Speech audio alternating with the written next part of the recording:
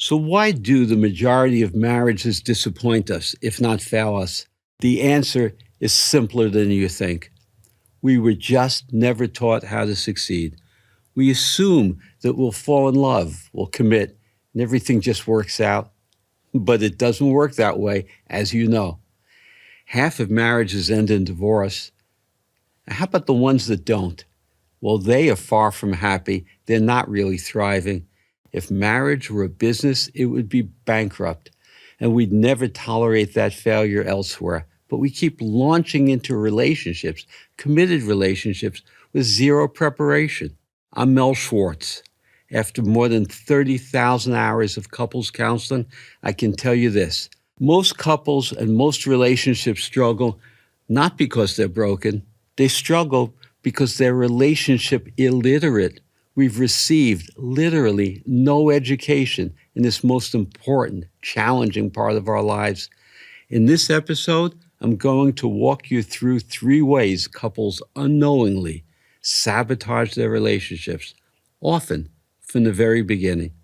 Here are the patterns I see over and over again. And once you see them, you can finally stop repeating them.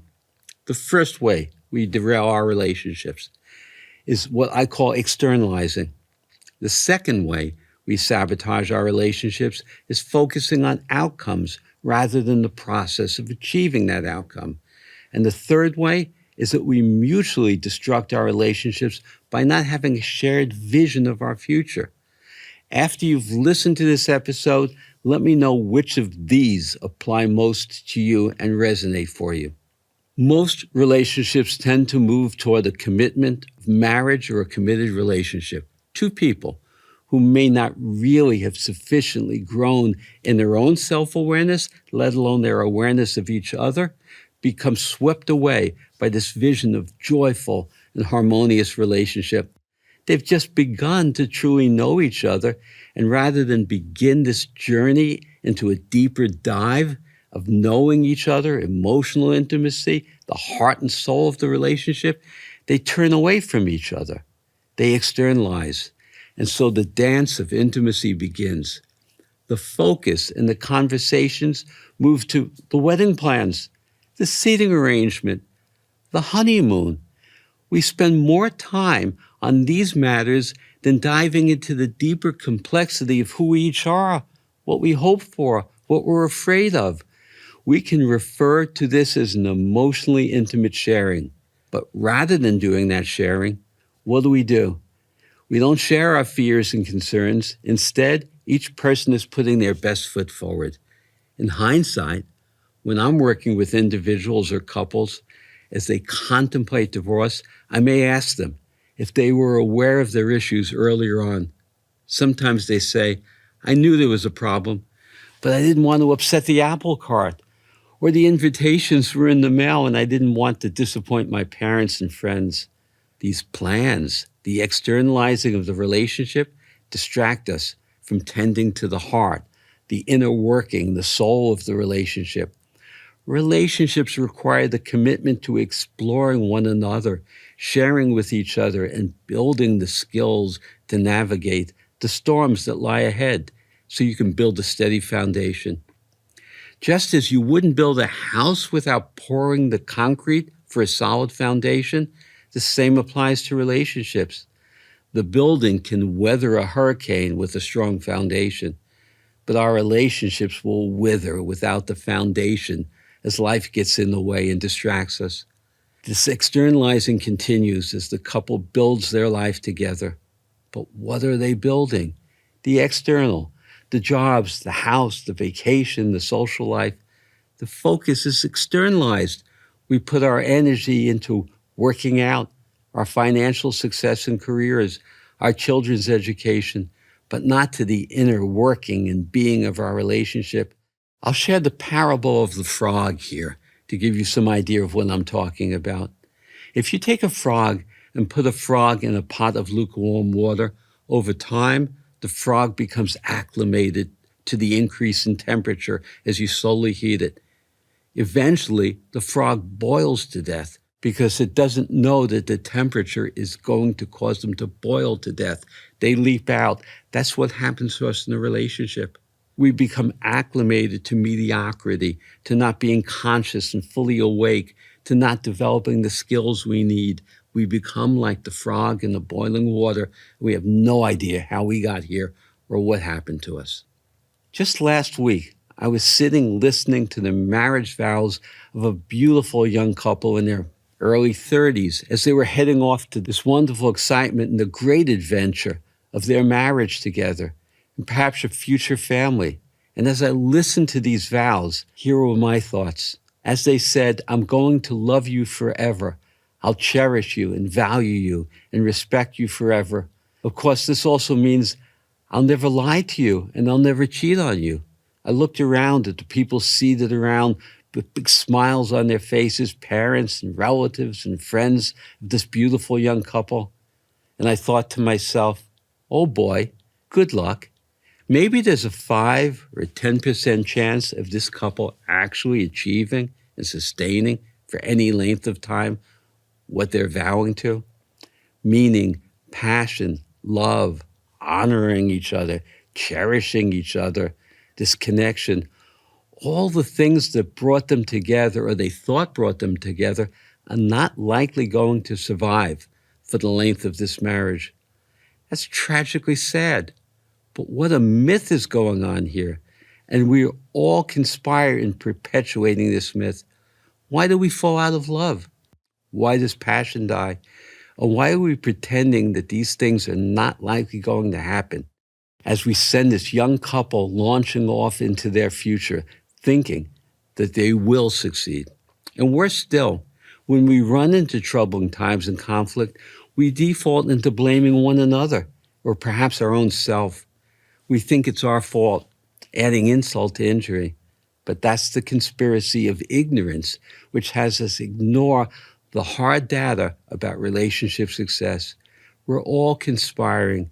It's a conspiracy of silence and ignorance. We cannot succeed in relationships or committed relationships or marriage and ignore the sobering reality of this rate of failure. We have to come out of this false mythology. Relationship is an art form to be cultivated. I call it the art of relationship. It's not a rule book. It's not about the 6 steps to this and the 8 steps to that. That's all nonsense. A relationship is alive. It's dynamic, and it has to be evolving. So let's come back to those marriage vows. I'll love you forever. I will honor you forever. What should we be saying? Sounds more like, I'd like to love you forever, and I'd like to honor you forever and never cheat on you. If we're not prepared to learn the things we need to learn to thrive in commitment and relationship and succeed, you can't get a driver's license without passing a road test. And yet we go ahead and launch into committed relationships without any relationship education. We are illiterate. This is terribly, terribly tragic. It makes absolutely no sense. The first problem is that we deprioritize the relationship once we secure it. There's a turning away from each other, going back to the wedding plans, the focus on the honeymoon, the seating arrangements. We're not discussing with each other the things we truly need to know about each other of greater value, absolutely essential things that we have to be aware of. We can't put our best foot forward. We need to put our actual true self forward. We need to become comfortable with vulnerability and not defend against it. Nobody ever taught us any emotional skills around intimacy, verbal intimacy, communication skills that we need to learn to transcend this failure into the right versus wrong argument that we fall into. Understanding that validating each other's feelings doesn't mean I'm wrong and I agree with you. It means I care how you feel. If I don't care how you feel, how are we ever going to succeed in a relationship? And how can I say I love you if I don't care how you feel? This is complex, but it is learnable. It is teachable. A relationship that's going to thrive doesn't mean a relationship that never has struggles or problems or challenges. The measure of a relationship is not how good is it when it's good. It's how do we handle ourselves when things are rough and challenging. That's what I call resilience. On occasions, rarely, but on occasion, I have couples come to me for premarital counseling. Or even if they're not getting married and just into a committed relationship, they've decided to move in together and declare that commitment. They want to learn. They want to learn all the skills and insights they're going to need to develop and sustain that level of relationship success with each other. They've just increased their odds of success by, let's say, well over 50%. Please, before you enter into a committed relationship or a marriage, before you have children, ask yourselves, am I engaged in the process of learning to the best of my ability how to communicate with understanding and compassion and empathy, how to get out of my own way, how not to be reactive and default to right versus wrong arguments? Can I put my money where my mouth is and make my very best effort for this relationship to thrive so you can thrive and I can thrive and those all around us can thrive? You can make those marriage vows come true. At least you can make those marriage vows stand a chance of coming true and succeeding. It just requires much more than simply lip service. It requires new learning. Do you ever feel like you're stuck in the same old patterns? You've got the same old thoughts and beliefs. It feels like you're just stuck inside and you can't break out, no matter how much you want things to change. Maybe your relationships feel predictable and boring, your relationship with yourself and with others, and you've tried to break free from low self-esteem or maybe anxiety. Maybe the wounds of your past have limited you, but it feels like something just keeps pulling you back and makes you feel inert. Here's what I've discovered. We've been taught to believe that we're stuck and that change is hard, and our past defines our future, but it's not correct. Quantum physics tells us an entirely different story. You see, reality is not fixed and inert, but it's in this perpetual state of flowing possibilities, full of potential. I've developed a method for you to experience your life through that experience of possibility. That's why I wrote The Possibility Principle, How Quantum Physics Can Improve the Way You Think, Live, and Love. In this book, I'll show you how to apply the core insights of quantum physics, not the science, but just practical everyday messages for life. You'll learn how to break free from your old thoughts and beliefs and hurts and wounds of the past that constrain you. You can live the life you long for. So if you're ready to stop being imprisoned by your past and start actively creating the life you wish for, grab a copy of The Possibility Principle on Amazon. The link is in the description. Okay, back to the show. So think about it. Have you ever learned anything about emotional or verbal intimacy, effective communication? Did your parents model this for you and teach you how to accomplish this? And was there anything in your education that spoke to this? So there's a great myth again about love and romance being enough. They are not enough. Love is not all you need.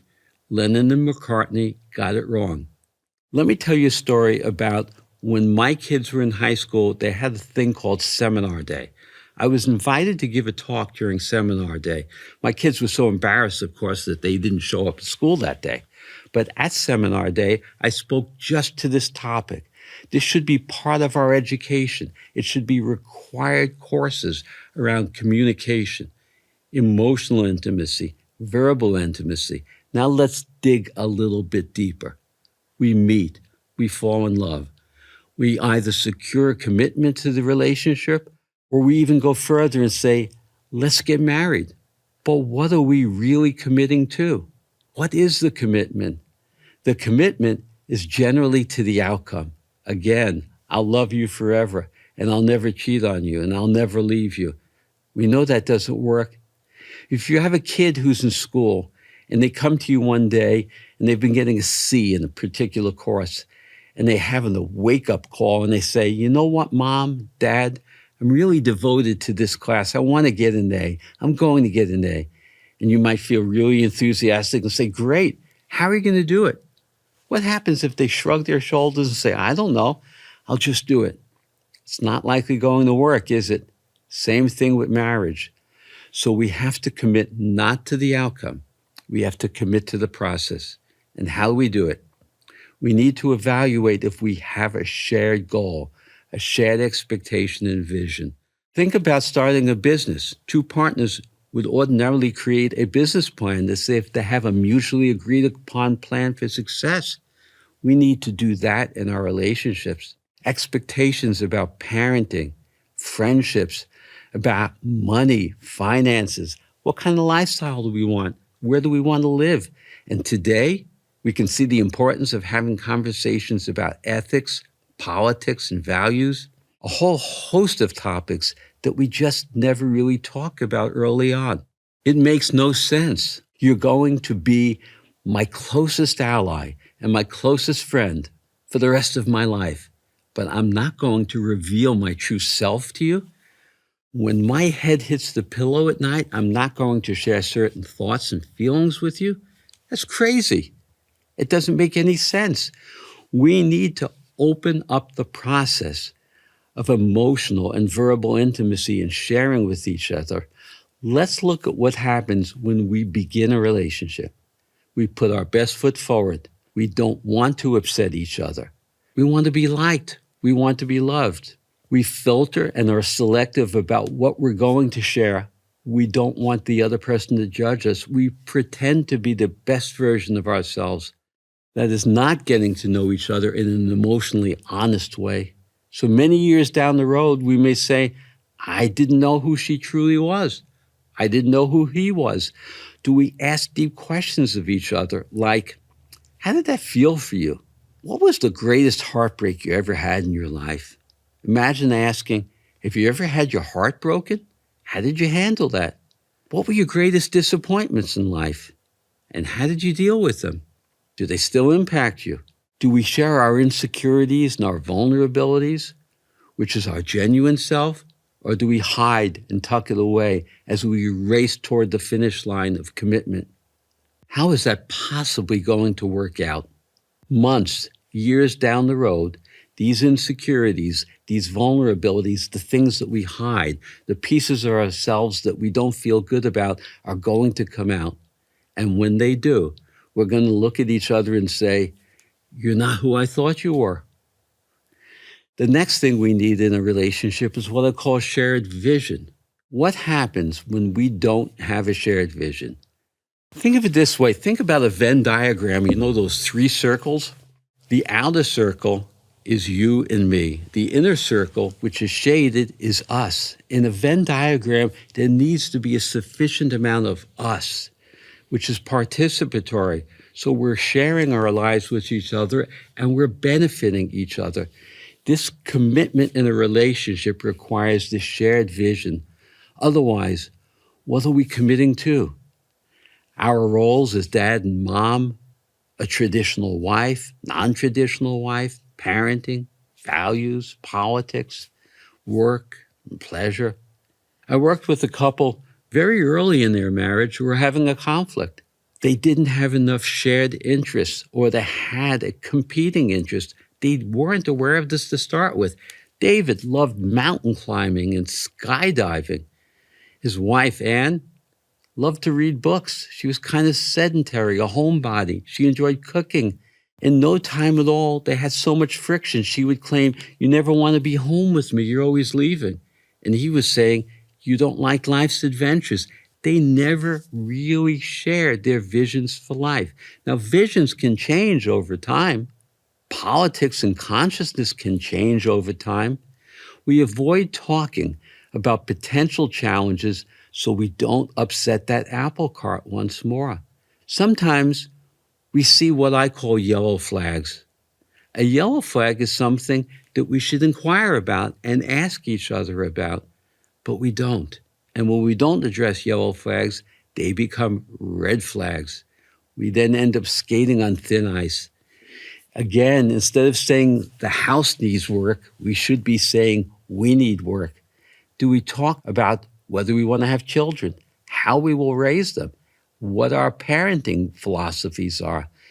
If we don't talk about it, we're going to fight about it. I can tell you time and again, when couples I work with are having parenting issues, they never talked about how to raise children. Each person thinks the way I was raised was the right way, or sometimes it was a horrible way, and I'll do the opposite. And here's another thing that destroys relationships, long-standing, committed relationships. They end up stagnating. We end up getting bored to death with each other. Why? We get zoned into this place of predictability. Every day, every meal, every conversation becomes predictable. We're lacking in curiosity. We don't ask each other, well, what did you think about that? Instead of, how was your day? We should say, tell me about your day. How did that make you feel? Tell me what that word means to you. Here's what it means to me.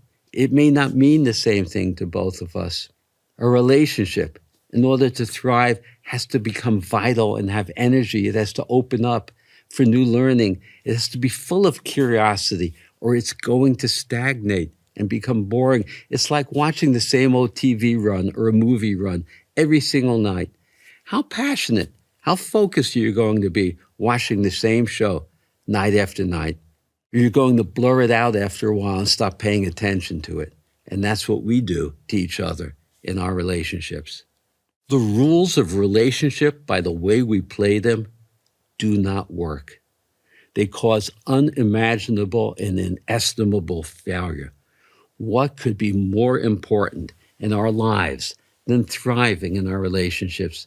We need to re-envision relationship. We need to commit not to the outcome, but to the process. We need to treat relationships as an evolving art form that we want to cultivate, like a piece of sculpture or clay in our hands that we are crafting. We cannot go to sleep once we've secured the relationship. If you do that, your relationship is going to disintegrate. If you're my boyfriend, I'm your girlfriend. If I'm in a committed relationship, if you're my partner, we're married. Those are statements of possession. They are not statements about an evolving art form of relationship. The ownership of a relationship closes down the process in the evolution. A relationship should be and needs to be exciting, stimulating, challenging. We need to work on it and cultivate it. We need to ask new questions, and each person needs to devote themselves to cultivating their own emotional growth, their own emotional intelligence and curiosity. Do you want to be the same person at 60 or 80 that you were at 30? Do you want your relationship to be the same at 60 that it was at 30? Or do you want it to grow? Stop watching the same old rerun. Stop being the same old rerun, having the same old conversations. Don't participate in a relationship that becomes bankrupt. It's up to you. Relationships need a new game plan to thrive. It's a lot of work. But so is going to the gym or having financial success. But the most valuable focus and energy that you can have anywhere in your lives is in committed relationships. That's what greatest source of gratification and fulfillment will come from. Say to yourself, and I know this sounds awkward, I'm committed to being in a growing, prospering, evolving relationship. And ask yourself, what does that look like? And by the way, that relationship can't evolve and grow unless both of us evolve and grow. We cannot stagnate.